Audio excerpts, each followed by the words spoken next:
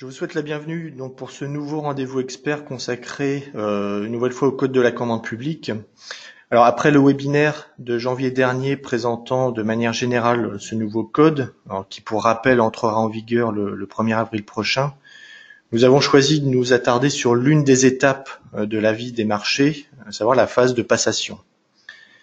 Que ce soit au niveau du choix de la procédure de passation, des phases de l'analyse des offres, etc., comment s'articulent les dispositions du Code de la commande publique et quelles sont les principales nouveautés concernant spécifiquement cette phase de passation? Alors, afin de répondre à ces différentes questions et d'anticiper au mieux l'entrée en vigueur imminente de ce code, Vincent Drin, avocat spécialiste en droit public associé au sein du cabinet Artemont, va analyser ces dispositions. Alors, avant de vous laisser la parole, je vous rappelle que vous avez à tout moment la possibilité de poser par écrit vos questions en cliquant sur l'onglet questions. Maître, je vous laisse la parole. Merci. Alors bonjour à tous, nous sommes ensemble pendant 1 heure pour donc parler du nouveau code de la commande publique et uniquement des dispositions de ce code sur la passation. Alors autant le dire tout de suite, ce code a un grand intérêt.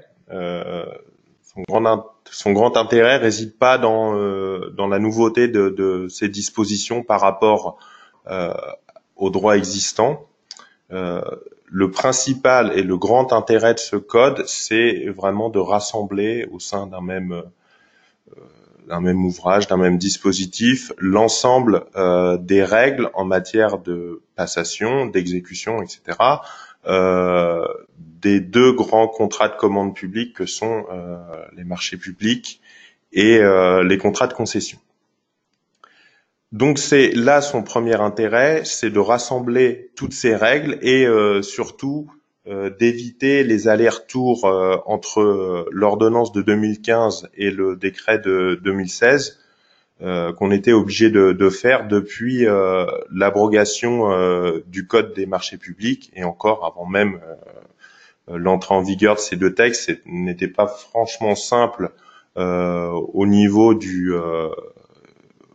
Code des marchés publics, puisque à côté on avait l'ordonnance pour les autres pouvoirs adjudicateurs avec 2 décrets d'application. Et puis on va pas parler des concessions ce matin, mais il y avait également d'autres textes pour les concessions. Donc voilà, premier intérêt du texte, éviter ces allers-retours. Deuxième intérêt du texte, codifier des textes épars, qui sont notamment toutes les règles en matière de maîtrise d'ouvrage public, donc la loi MOP, ces décrets d'application dont on parlera vraiment en quelques mots ce matin parce que c'est vraiment pas le cœur du sujet. Également la codification de dispositions du décret de 2013 sur les retards de paiement. C'est un sujet très important en marché public et c'était toujours un petit peu frappant que ce sujet-là ne soit pas traité dans les textes relatifs à la commande publique, mais dans un texte accessoire. Et puis, dernière codification qui est vraiment, pour le coup, très frappante, c'est la codification de principes jurisprudentiels dont on parlera un tout petit peu tout à l'heure, mais qui sont des principes qui concernent plutôt l'exécution des marchés et l'exécution des concessions. On peut les anticiper, c'est pour ça qu'on en parlera tout à l'heure au moment de la passation, lorsqu'on va rédiger le document de consultation et notamment le CCAP, donc le cahier des clauses administratives particulières du marché, mais voilà, ces principes ont plutôt vocation à concerner l'exécution du marché.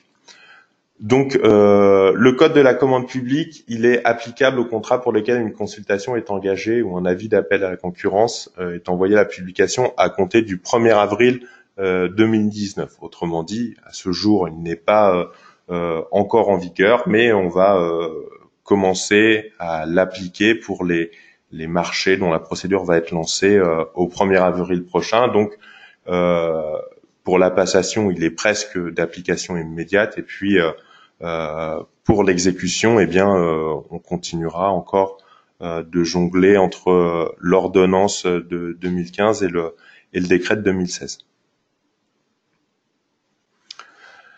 Alors, très classiquement, par rapport à tout, on va dire aux derniers codes qui sont entrés en vigueur, on a une organisation entre une partie législative, donc c'est tous les articles L, et une partie réglementaire, donc les articles R et suivants. C'est une répartition qui correspond peu ou prou à celle de l'ordonnance de 2015 et du décret de 2016. Donc, la difficulté, on va dire, enfin la gymnastique qu'on va devoir tous faire, c'est de s'habituer à la renumérotation des articles, puisque on a une organisation qui est complètement différente, avec une division en 3 parties, donc définition et champ d'application, une autre partie sur les marchés publics et une autre partie sur les concessions. Et pour les marchés comme pour les concessions, donc le code est organisé de la manière suivante. On a des contrats mixtes, ensuite des dispositions générales et des dispositions spéciales. C'est-à-dire que si vous allez voir sur Légifrance le plan du code, alors c'est assez long quand on fait dérouler le menu sur Légifrance, mais on a vraiment une présentation qui est cohérente, avec d'abord les marchés, ensuite les concessions, et puis on va décliner dans la partie législative tous les principes généraux, les procédures, les techniques d'achat, ce dont on va parler un petit peu tout à l'heure. Et dans la partie R, on a la même réorganisation, donc à chaque fois ces articles R qui sont des articles d'origine réglementaire ont vocation à compléter et à préciser les dispositions législatives. Donc, en ce qui concerne les procédures de passation, la partie législative détermine quel contrat relève de quelle procédure, et la partie réglementaire fixe les règles applicables à chacune de ces procédures. Pour ceux qui étaient habitués, encore une fois, à l'ordonnance et au décret, il n'y a pas de nouveauté, il n'y a pas de surprise. Comme je vous le disais tout à l'heure, l'inconvénient, c'est qu'on va devoir se livrer à une gymnastique et du fait de la renumérotation des articles. C'était un petit peu déjà le cas entre Code des marchés publics, puis ensuite décret ordonnance, mais le gros avantage, c'est qu'on aura pu affaire à jongler entre 2 textes. L'autre avantage, c'est que autant ce code était très attendu, c'est un petit peu le serpent de mer, ça fait une dizaine d'années au moins qu'on l'attendait. L'autre avantage, c'est que il faut espérer qu'il soit construit, on va dire, pour durer, c'est-à-dire que le code, les textes en matière de commande publique sont très régulièrement modifiés. Le code de la commande publique, on doit penser, à mon sens, qu'il va pas faire exception à cette vague de réformes régulières. Il n'empêche que la numérotation va assez peu changer, et la structure même du code de la commande publique va très probablement encore moins changer, puisque en fait toutes ces règles de passation sont issues de directives prises par l'Union européenne, donc des directives qui interviennent tous les 10 ans. Les dernières dataient de 2014. Les prochaines donc interviendront en 2024. On a toujours les États membres ont en principe un délai de 2 ans pour transposer ces directives. Donc on peut se dire que jusqu'à 2026, on ne va pas avoir de changement majeur sur la structure du code de la commande publique, surtout pour la passation. À chaque fois, ces directives de l'Union européenne, elles concernent très majoritairement la passation des contrats et de manière presque anecdotique, l'exécution des contrats. Donc sur la structure du code, donc la partie du code consacrée à la passation des marchés publics est très proche, comme je vous le disais, de celle de l'ordonnance et du décret. On a plusieurs parties qui se déclinent. Donc préparation du marché, choix ensuite de la procédure de passation du marché. Donc là, on va retrouver des choses très classiques. Quelles sont ces procédures? Donc appel d'offres, procédure négociée, procédure adaptée. Enfin, tout ce qu'on avait dans l'ordonnance et qu'on avait même déjà dans le code des marchés publics. L'engagement de la procédure de passation, avec ensuite la phase de candidature. Qu'est-ce qu'on peut exiger des candidats, quels sont par exemple les certificats qu'on doit lui demander, quelles sont les exclusions obligatoires et facultatives. On a ensuite la phase d'offre avec l'analyse des offres, qu'est-ce qu'une offre irrégulière, qu'est-ce qu'une offre inacceptable, les critères de sélection des offres. On passe ensuite aux règles applicables aux procédures de passation et aux techniques d'achat. Comment se déroule un appel d'offres, comment se déroule une procédure concurrentielle avec négociation, comment fonctionne un accord cadre, comment fonctionne un marché de maîtrise d'œuvre. On a ensuite des règles applicables à certains marchés. Et ensuite, on a l'achèvement des dispositions relatives à l'achèvement des procédures, le rejet des offres, la publication d'un avis d'attribution et voilà comment les acheteurs publics doivent mener cette dernière phase de la procédure de passation avant la notification du marché et avant de rentrer dans la phase d'exécution. Donc, l'ordre de certaines sections a été seulement inversé par rapport au texte antérieur. Mais en un mot, il n'y a pas de changement. Il n'y a pas de changement sur tout ça. C'est-à-dire qu'il n'y a pas de changement sur ce qui constitue vraiment le cœur de la réglementation sur la procédure de passation des marchés. Alors, autre nouveauté, c'est que on a une partie qui s'appelle disposition préliminaire. C'est très souvent le cas. C'est très souvent le cas dans les on va dire les codes récents qui ont été instaurés par le législateur. C'est vraiment des articles qui ont vocation à s'appliquer à tous les contrats de la commande publique. Enfin, en l'occurrence là, les marchés et concessions. Ils sont situés, comme leur nom l'indique, ils sont préliminaires, donc vraiment au tout début du code. Un premier article L1 qui est presque une évidence. Il y a certains commentateurs qui ont dit voilà, cet article-là il sert pas à grand chose. C'est l'article L1 qui nous dit que les acheteurs et les autorités concédantes choisissent librement de satisfaire eux-mêmes leurs besoins et de recourir à la commande publique. C'est-à-dire qu'un acheteur public, effectivement, il peut dire moi j'ai pas besoin de passer un marché public, j'ai des ressources en interne, j'ai des moyens humains, j'ai des moyens matériels, donc je vais pas aller externaliser ce service, ou au contraire l'acheteur peut choisir de recourir à un contrat de commande publique.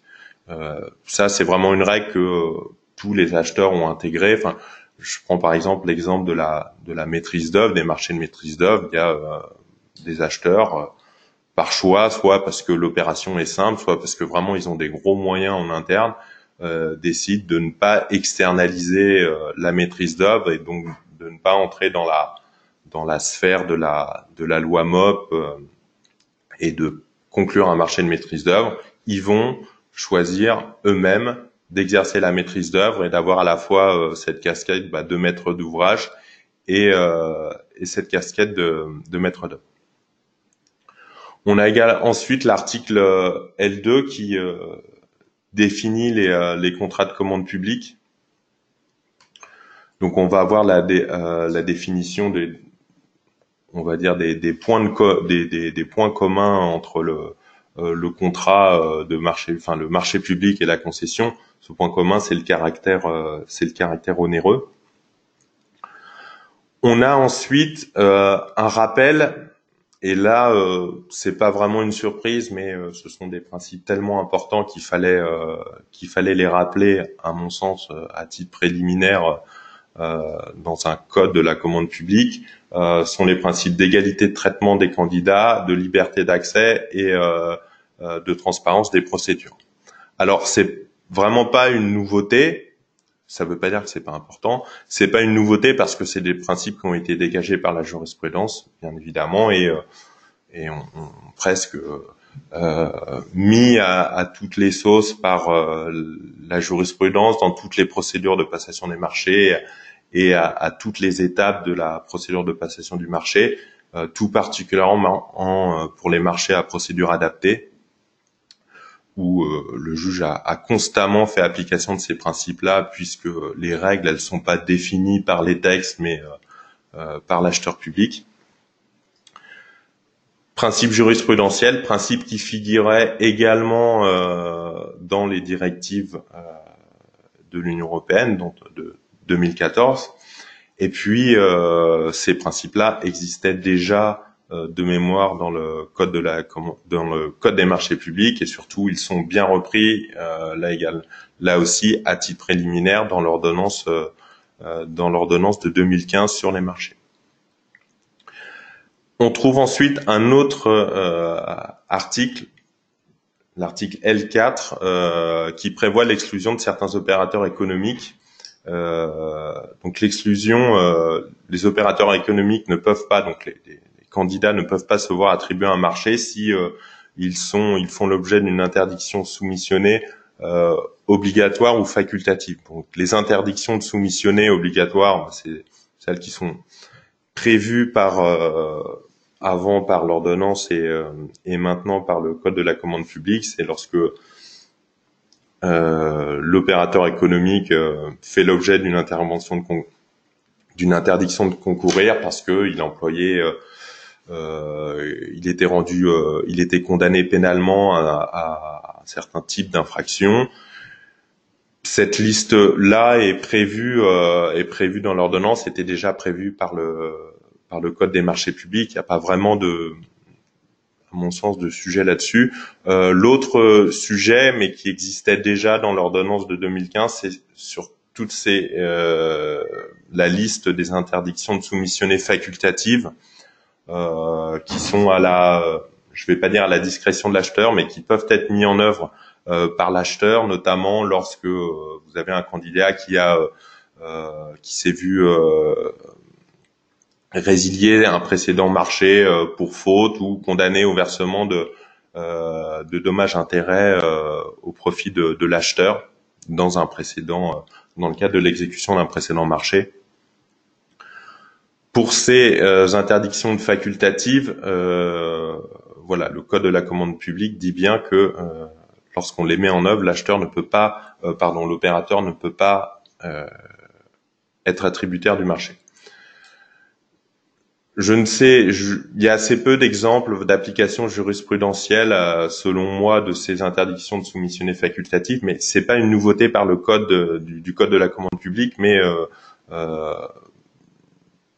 en tout cas, puisque ça existait déjà dans l'ordonnance de 2015, mais c'est vraiment une avancée par rapport au droit applicable auparavant. Dernier article qui concerne à la fois la passation et l'exécution, qui n'était pas formulé comme ça aussi clairement dans les précédents textes. C'est l'article L5 qui nous dit que les contrats de commande publique ont une durée nécessairement limitée.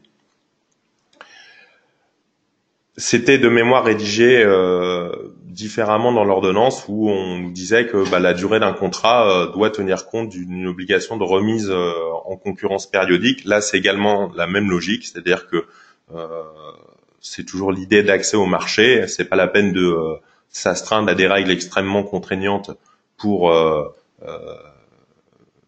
conclure un marché si vous mettez absolument aucune durée sur l'exécution de ce marché et qui va se reconduire comme ça tacitement pendant 20 ou 30 ans. Donc, en d'autres mots, cet article L5 dit bien que la durée du marché doit être encadrée. En général, c'est le cas, il n'y a quand même pas de difficulté. Voilà, une petite précision sur ce point-là, mais ça ne change rien au droit existant. Pour les accords cadres, on a une durée, sauf exception, cas particulier, de 4 ans au maximum. pour les autres contrats, cette durée est laissée à la libre appréciation de l'acheteur en fonction de cette nécessité de remise en concurrence périodique.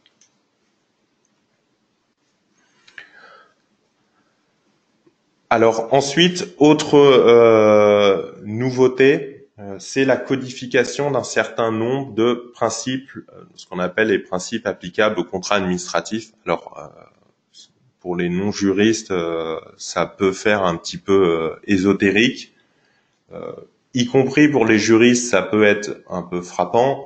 Ces principes-là, en fait, auparavant, et c'est une vraie nouveauté là encore du code de la commande publique, c'est même selon moi la nouveauté principale en dehors de la codification de textes épars. Ces principes-là auparavant n'étaient absolument pas écrits, ils étaient issus d'une activité jurisprudentielle abondante. La plupart de ces principes-là ont été dégagés pendant les années 1910-1930 par le Conseil d'État avec des arrêts qui font toujours autorité et qu'on apprend à la fac et dont on cite ensuite le contenu, ou plutôt la portée lorsqu'on a réglé des questions juridiques d'exécution du contrat. Donc ces principes-là concernent plutôt l'exécution, donc j'en parle, je vais très peu en parler là volontairement parce que l'exécution fera l'objet d'un autre webinaire. Je vais juste les citer. C'est le contrôle sur l'exécution du contrat exercé par l'autorité contractante, le respect du principe de continuité du service public, l'indemnisation en cas de sujétion imprévue, la modification unilatérale et la résiliation unilatérale. Alors j'en parle, je souhaitais quand même en parler ici parce que passation et exécution sont bien évidemment quand même liés et on va anticiper, on va fixer le cadre de l'exécution du contrat au moment de la passation, c'est-à-dire pendant la rédaction des documents de la consultation. Donc, doivent être notamment pris en compte dès la passation et la rédaction du dossier de consultation les facultés de modification et de résiliation unilatérale confiées à la personne publique. Pourquoi ? Parce que, pourquoi ? Pour deux raisons. C'est-à-dire que dans ces deux cas, modification unilatérale et résiliation unilatérale, le nouveau code dit bien que c'est dans le cadre des dispositions du contrat. Donc la modification unilatérale, c'est vraiment le droit pour le titulaire du marché de réclamer une indemnisation quand l'acheteur public en cours d'exécution modifie le contrat. Il a le droit à une indemnisation au titre de l'équilibre financier du contrat. Et la résiliation unilatérale, là aussi c'est un très vieux principe qui a été dégagé par la jurisprudence, c'est que l'acheteur en cours d'exécution du marché, pour un motif d'intérêt général, qui apprécié de manière très large par la jurisprudence, peut résilier le contrat avec un droit à indemnisation du titulaire dans les conditions prévues par le marché.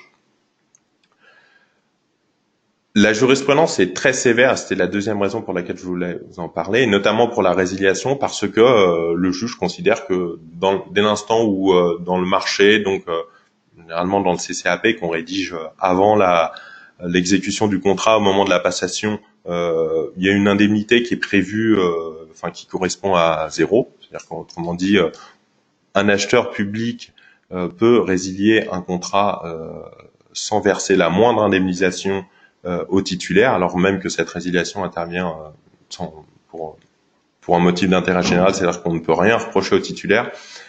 Eh bien, si c'est prévu par le contrat, l'acheteur peut verser, ne pas avoir à verser la moindre indemnité au titulaire.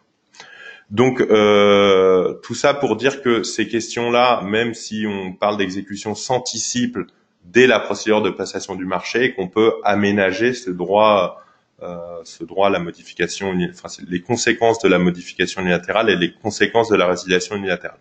Alors, je dis pas qu'il faut prévoir aucune indemnité à chaque fois au profit du titulaire, parce que personnellement, je trouve ça extrêmement sévère et ce principe de droit à l'équilibre financier du contrat, au final, là, il est un peu vidé de son sens. mais c'est une question qui peut s'anticiper au moment de la passation du contrat et pourquoi pas dans le cadre de négociations. C'est aussi, selon moi, une question qui peut être discutée et négociée.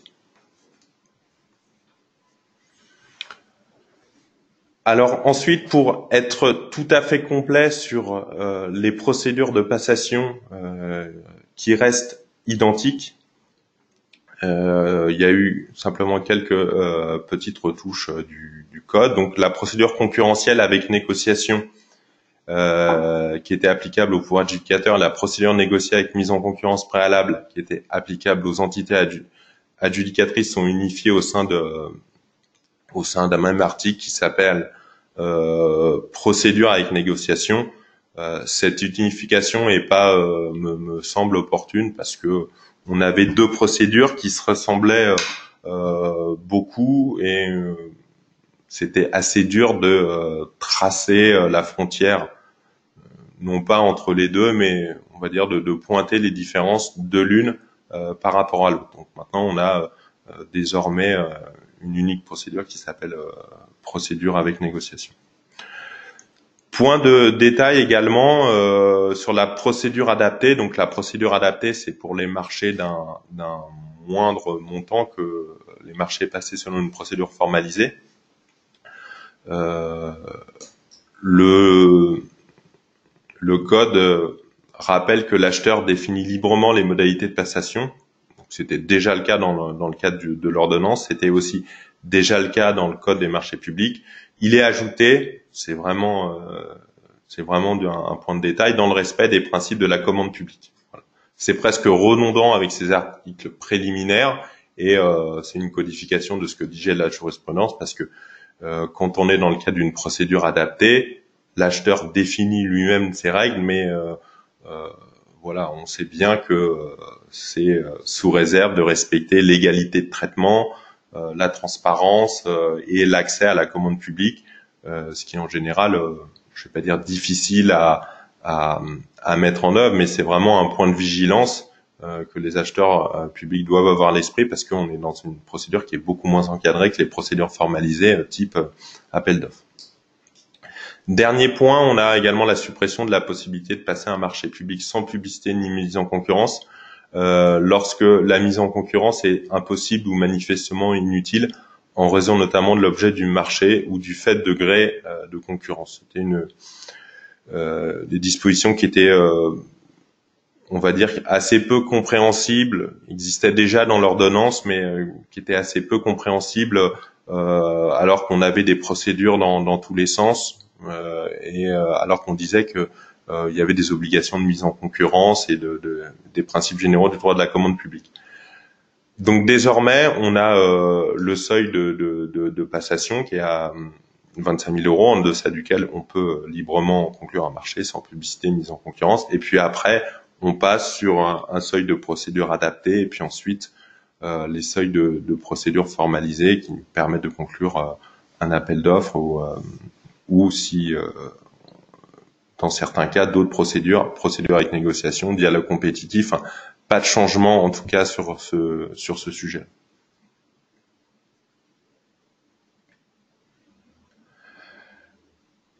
Peu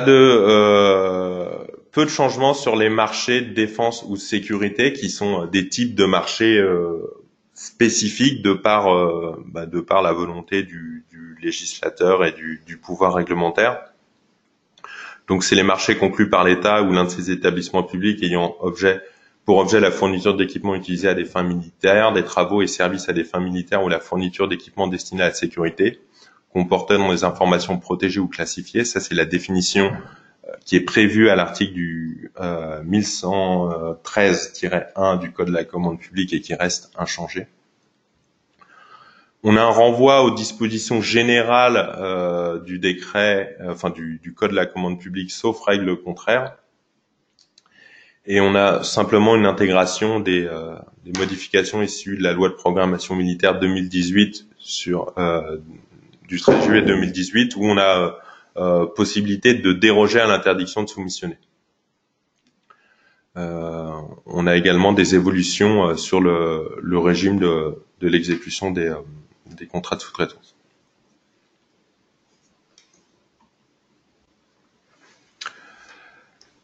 Autre nouveauté, c'est qu'on a une codification de la définition jurisprudentielle de l'offre anormalement basse.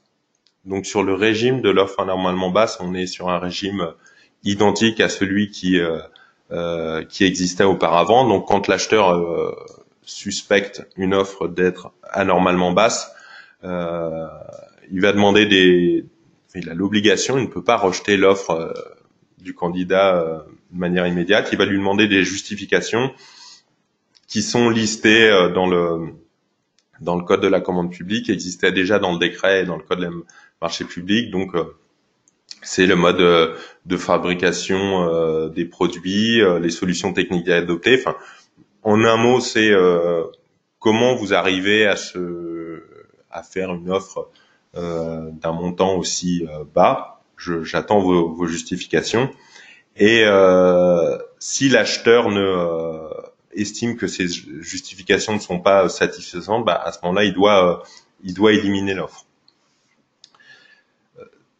Cette notion d'offre anormalement basse, alors maintenant c'est un petit peu du passé, parce qu'au moment au moment de l'adoption des directives de 2014, on s'était posé la question de savoir est-ce qu'on devait la définir, est-ce qu'on devait l'encadrer en disant que voilà, une offre inférieure de X% à la moyenne des offres, c'est une offre anormalement basse ou elle est suspectée d'être anormalement basse. C'est du passé parce que ça, c'est pas du tout ce qui a été retenu par les directives et c'est pas du tout ce qui a été retenu dans l'ordonnance et dans le décret.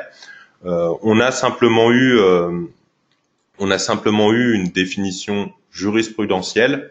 On a cité un arrêt du Conseil d'État de 2013. C'est assez vague comme définition, mais l'offre anormalement basse, c'est l'offre qui est de nature à compromettre la bonne exécution du marché. Alors je dis que c'est assez vague puisque il y a une grande part de subjectivité qui est laissée à l'acheteur, mais c'est vraiment l'idée quand même qu'on se fait de l'offre anormalement basse du point de vue de l'acheteur. C'est-à-dire que autant une offre anormalement basse, elle peut avoir des conséquences en termes de droit de la concurrence. Ça peut être des prix prédateurs, ça peut être une constitutif, pour le dire autrement, d'une pratique anticoncurrentielle, mais c'est pas du tout le sujet de l'acheteur. Et c'est pas du tout le sujet des textes sur la commande publique. Le sujet de la commande publique, c'est garantir entre autres la bonne utilisation des deniers publics. Donc, une offre anormalement basse doit être rejetée, non pas parce que, en gros, elle est préjudiciée aux autres opérateurs économiques, mais parce que, au vu du montant anormalement faible qui est proposé par le candidat, si on le retient, on risque d'avoir des difficultés au niveau de l'exécution du marché.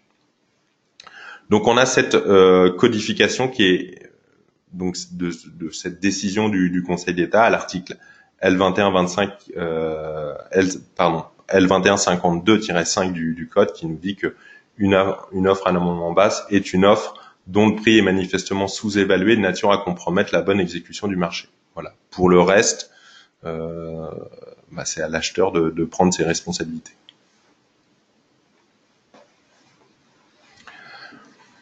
On a ensuite un rappel sur les techniques d'achat qui sont davantage clarifiées. Enfin, on va dire cette notion par rapport aux procédures. Donc, on a des techniques d'achat qui sont des techniques qui permettent à l'acheteur de procéder à la présélection d'opérateurs économiques susceptibles de répondre à son besoin ou permettre la présentation des offres ou leur sélection selon des modalités particulières. Donc ça regroupe l'accord cadre, qui est une technique d'achat pour le coup très utilisée, le concours également, avec des procédures qui sont un peu moins usuelles, voire beaucoup moins utilisées, le système de qualification des entités adjudicatrices, système d'acquisition dynamique, catalogue électronique et enchères électroniques. Pas de changement là-dessus, c'est simplement, on va dire, des catégorisations différentes qui sont opérées par le code de la commande publique.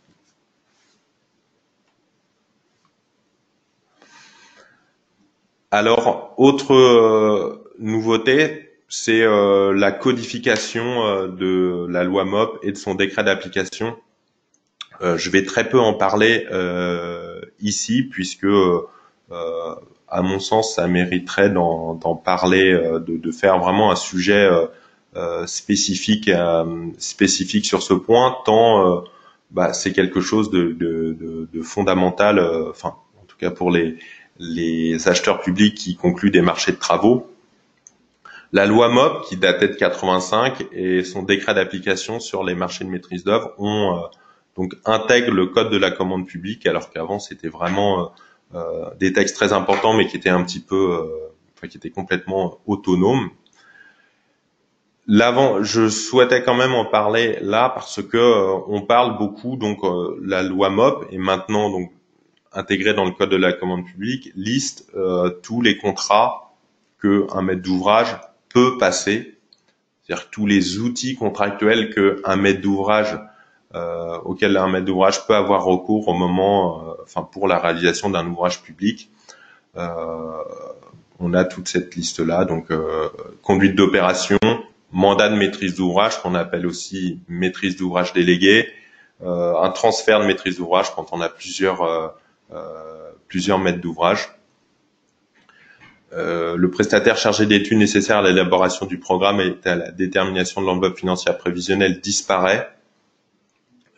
Désormais, cette notion, elle correspond au conducteur d'opération.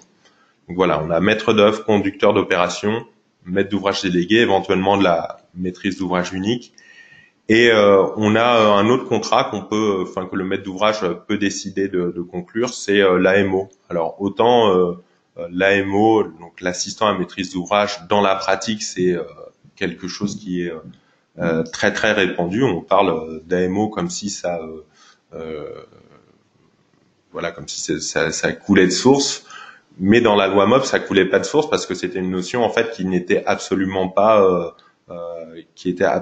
définie. Donc maintenant, il y a une consécration textuelle de l'AMO, donc de l'assistant à maîtrise d'ouvrage. Voilà, juste un point, un bref aperçu de tout ça, parce que l'AMO, autant il y a une consécration textuelle, autant il est juste dit que c'est une assistance ponctuelle, de nature technique, j'ai plus exactement les termes, financière, juridique, donc il n'y a pas, en tout cas, il n'y a pas de contenu spécifique d'une mission d'AMO. Donc voilà, ces dispositions-là, comme je vous le disais tout à l'heure, ça offre vraiment un panorama complet à l'acheteur maître d'ouvrage, s'agissant des contrats à passer en vue de la réalisation d'un ouvrage public.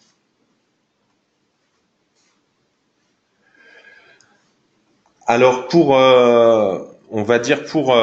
conclure, je vous le disais en introduction, le code rassemble des textes divers et variés. Le code est construit, on va dire, pour durer, en tout cas je l'espère, mais le code va très certainement être modifié dans le futur à coup de quelques touches.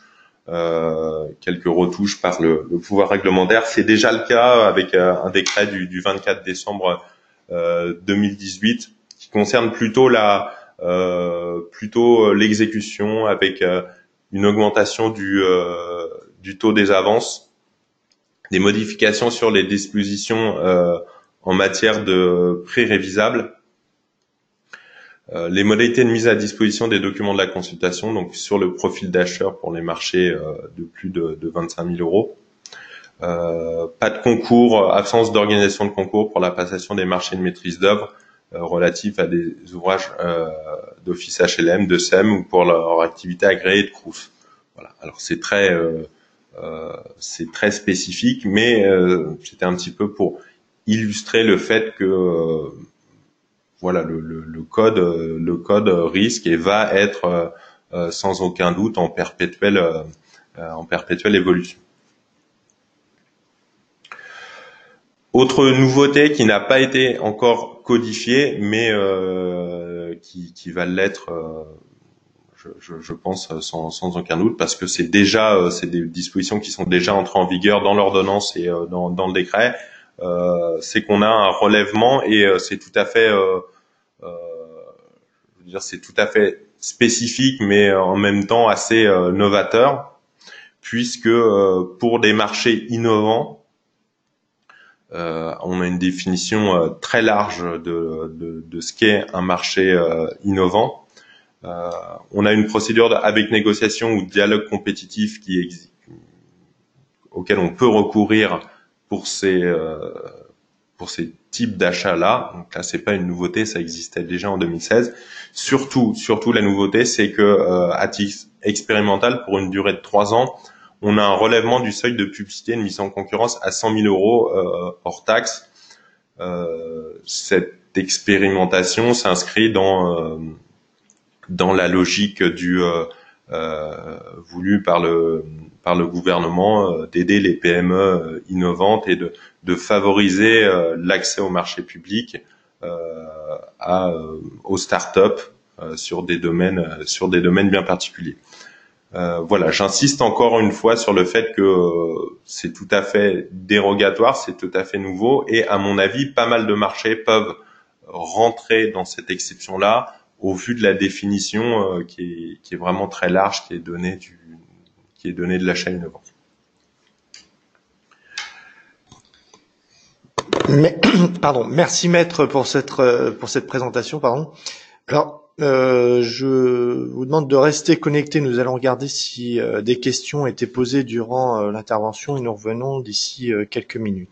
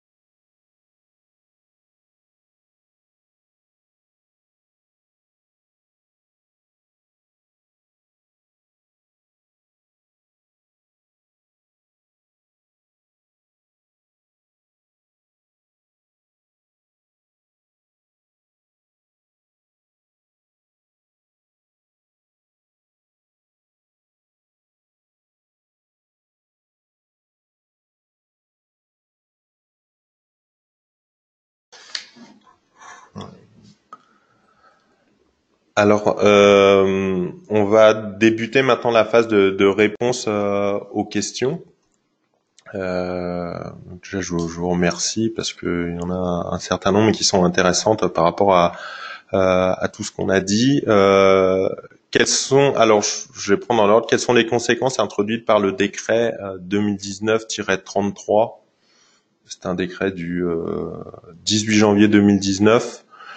Au regard des attestations à produire par le candidat, pour moi, c'est pas des dispositions qui ont vocation à s'appliquer à notre cas, c'est-à-dire les pièces que doit fournir un candidat à un marché public et pas le public au sens du décret. Donc ça ne change rien à ce qui est prévu à ce jour dans le décret et ce qui va être prévu dans le Code de la commande publique. Autre question, est-ce qu'il est possible de passer un groupement de commandes dans le cadre des textes actuels, ordonnances et décrets, et de lancer la procédure avec le Code de la commande publique? Oui. Alors effectivement, ça va pas être les mêmes textes parce qu'il y a une renumérotation. Donc, mais le groupement de commandes, pour répondre directement simplement à votre question, le groupement de commandes, il n'a pas changé dans l'ordonnance. Dans le code de la commande publique, il existe toujours avec les mêmes modalités de fonctionnement et d'organisation. Donc oui, c'est tout à fait possible et c'est pas la peine entre guillemets d'attendre l'entrée en vigueur au 1er avril 2019 pour organiser le groupement de commandes et notamment conclure la convention de groupement de commandes. Les interdictions de soumissionner ensuite facultatives doivent-elles figurer expressément dans le règlement de la consultation ou l'avis de marché pour être applicables? C'est vraiment une excellente question que moi je me pose et qui n'a pas été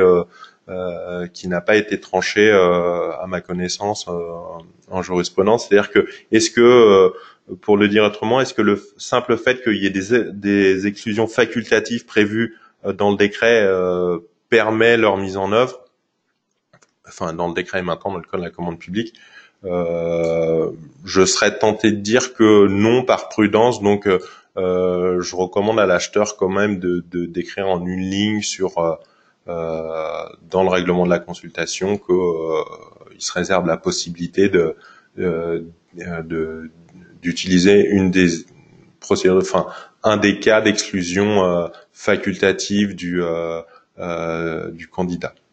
Voilà. Après, j'aime pas répondre comme ça, mais vraiment les deux interprétations sont possibles parce que on pourrait très bien avoir une décision qui nous dirait, dès l'instant où c'est prévu par le code, pas la peine de le rappeler dans le règlement de la consultation.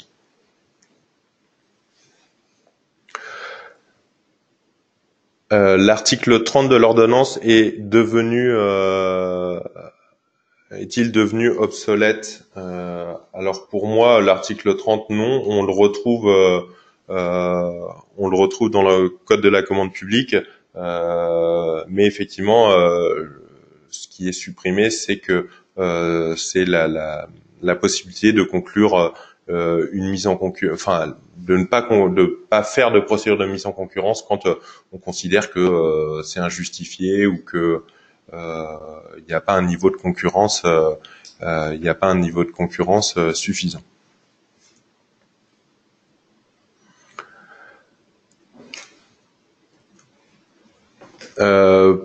Ensuite, autre question pour des marchés de supérieurs à 25 millions d'euros, la mise à disposition des documents de la consultation sont-ils obligatoires en cas de procédure restreinte? Pour moi, oui. La notion de service innovant pour recourir à la dérogation est-elle laissée à la libre appréciation des acheteurs? Y a-t-il de la jurisprudence? Alors, ce n'est pas laissé à la discrétion de l'acheteur. À mon sens, il n'y a pas de jurisprudence, mais j'ai plus le texte en ligne, mais cette notion mais cette notion d'innovant, c'est vraiment très très large. Donc c'est, je crois de mémoire, des marchés, enfin en tout cas des biens ou des services pour lesquels il n'existe pas de solutions immédiatement disponibles sur le marché. Mon sentiment, c'est qu'on peut faire on peut faire entrer pas mal de choses dans cette notion de service innovant, peut-être trop, peut-être que on va dire la Cour de justice de l'Union européenne aurait quelque chose à redire à ça, mais voilà, il y a une marge de manœuvre importante qui est laissée à la discrétion de l'acheteur. Après, il n'empêche, pour essayer d'être complet sur de vous répondre de manière tout à fait complète, je pense que cette question de qualification du service innovant, l'acheteur, il doit se la poser avant de lancer la consultation, et il doit avoir une justification. Enfin, il doit avoir tous les justificatifs en tête pour se dire, ok, on s'est bien posé cette question et on considère que le marché, enfin que le service qu'on va acheter innovant pour tel et tel motif, et c'est pour ça qu'on utilise la dérogation. Savez-vous si la DAJ compte mettre à jour ses formulaires EXE, ATRI dans un futur proche? Excellente question. Non, je sais pas. C'est vrai que les formulaires EXE, ça fait peut-être 1 an voire 2 qui sont censés être mis à jour. Donc je peux pas vous donner d'informations. Je peux pas vous donner d'informations sur le sujet.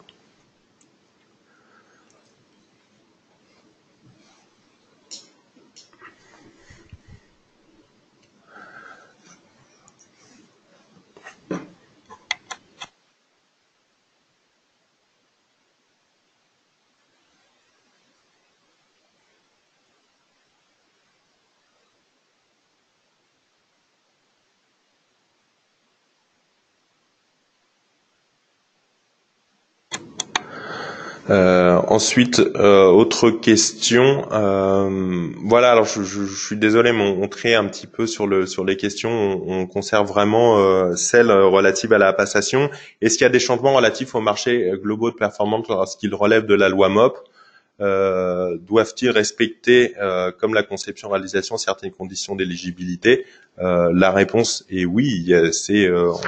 On doit on ne peut pas conclure ces marchés si on respecte pas les conditions qui sont prévues par par les textes, mais il n'y a pas de différence entre code de la commande publique, et texte existant.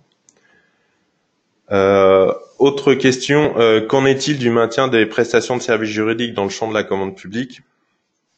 Eh bien, malheureusement, je parle pour ma paroisse cette fois, ces prestations, elles sont conservées, donc elles sont bien encore dans le code de la commande publique, même si voilà, il y avait des communications des organisations professionnelles chez les avocats qui nous ont dit quelques mois, ouais, c'est même pas quelques semaines, quelques mois avant la parution de l'ordonnance que ça serait exclu du nouveau code de la commande publique. C'est absolument pas le cas. Il n'y a pas de modification par rapport au décret et l'ordonnance. On est toujours dans un cas de surtransposition de la directive de l'Union européenne, c'est-à-dire qu'on va au-delà de ce que nous impose Bruxelles, on va dire, mais bon, c'est tout à fait légal d'aller au-delà. Le nouveau code prévoit-il de nouvelles dispositions quant à la publication des données essentielles? Si oui, lesquelles? Non, il n'y a pas de nouveauté par rapport au texte existant. Quel est l'impact du nouveau code sur la maîtrise d'œuvre? À mon sens, il n'y en a pas. Hein, c'est juste comme on l'a dit tout à l'heure, de la codification. Quelle démarche faut-il adopter avec ce nouveau code dans la pratique quotidienne des marchés? Il n'y a pas là aussi, il n'y a pas de nouveauté. La seul exercice, on va dire, quotidien que vous allez faire, c'est celui dont on parlait tout à l'heure. Ça va être de se familiariser avec le maniement des codes et la renumérotation des articles. Quels sont les apports jurisprudentiels intégrés dans le nouveau code? Mais on y a répondu tout à l'heure. Donc essentiellement sur la passation, ça va être la codification de la notion d'offre anormalement basse.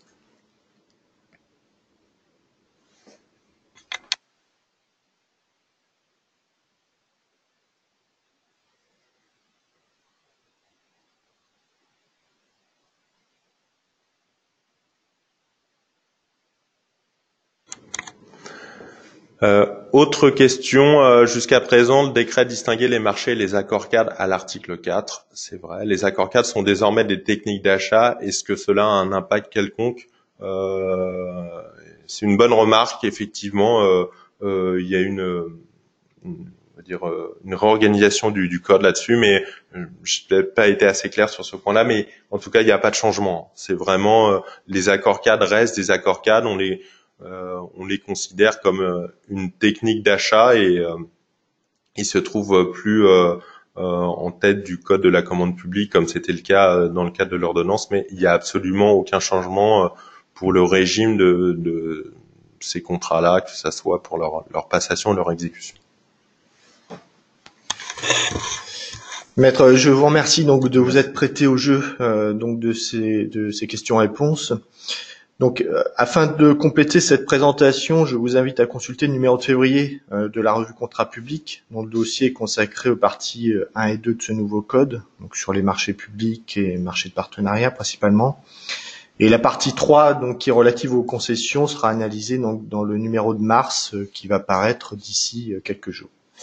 Voilà, je vous donne rendez-vous donc dans les prochaines semaines pour un nouveau rendez-vous expert qui sera en principe consacré, comme le disait Maître Drin, la phase d'exécution donc prévue dans ce code de la commande publique. Voilà, je vous remercie.